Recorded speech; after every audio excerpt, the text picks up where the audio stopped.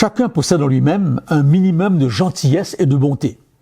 S'il écoute cette voix intérieure et conforme ses actes, il dispense en grande partie au monde ce qui lui fait le plus gravement défaut. Ce n'est pas très difficile, mais cela demande du courage. Il faut du courage pour écouter sa propre bonté et agir en conséquence. C'est de Pablo Casals. Jacques Lecomte, un spécialiste de la résilience, a écrit un magnifique livre intitulé « La bonté humaine ». Il parle d'un principe que ce texte de Casals semble confirmer.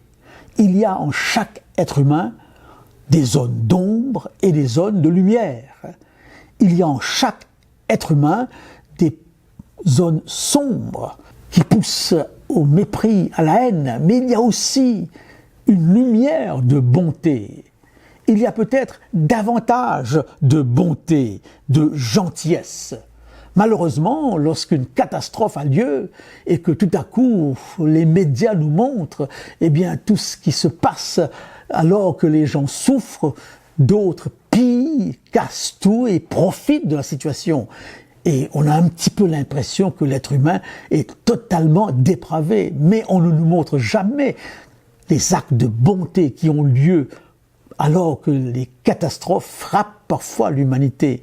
Des actes silencieux, des actes simples où des êtres humains sont solidaires les uns avec les autres. Il y a en chacun de nous des étincelles de bonté.